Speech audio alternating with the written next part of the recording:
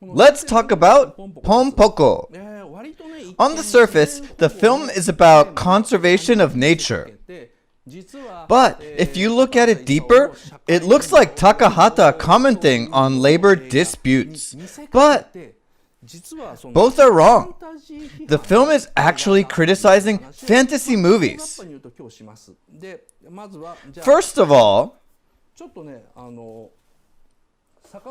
let's go back to Grave of the Fireflies.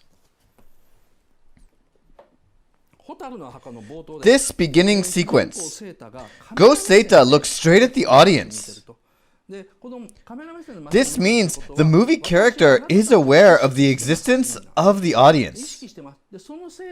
And when Seta looks at a different direction, he's leading us, the audience, to look at that direction. He's saying, look this way.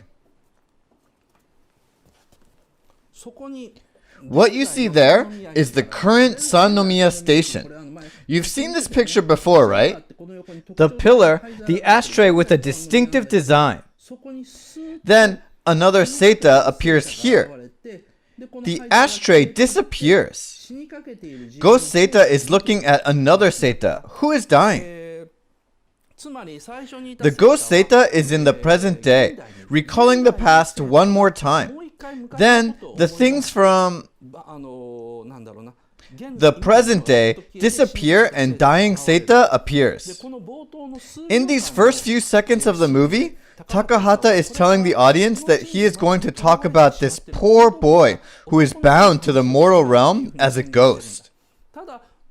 But you don't get this message until the very last scene of the movie. In the last scene, you see Ghost Seta and Ghost Setsuko. Setsuko is lying down. Seta waits for Setsuko to fall asleep, so he's temporarily free from her curse. Then he looks straight at the audience one last time. We need to see this scene as well as the first scene to understand what's really happening to him. Please watch my past lecture if you're interested in finding out more. Now, what I want to say here is that the first few seconds are really important in Takahata films. I mean, really.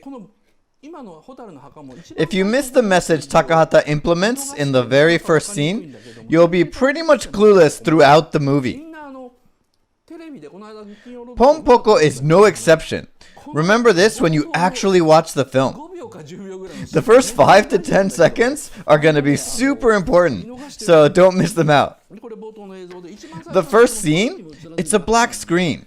You hear kids singing to a raccoon. Tanuki-san, Tanuki-san, asobo janai ka. Then this comes out. The response, Ima gohan no masaichu. Okazu wa nani? Umeboshi koko. Hitokire chodai. Ara anta jotto gatsuki ne. The camera zooms little by little. The raccoon is drawn realistically. The raccoons are drawn both realistically and cartoonishly. This one is realistic, looking straight at us. This is the first point. Why is there a realistic raccoon in the very first image? Why is there a children's song? And why is the raccoon looking at us? If you understand why, I think you'll be able to understand pretty much the entire movie. There are 2 messages hidden in this scene. One is simple. It's about the plot.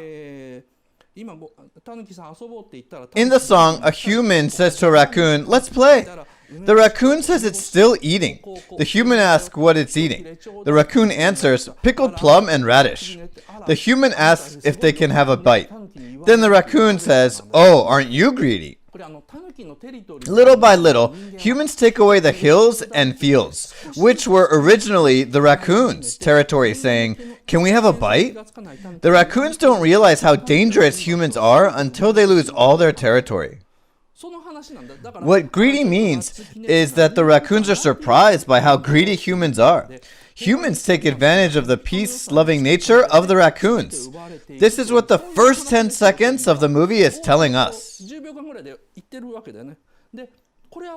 This is pretty simple, nothing complicated.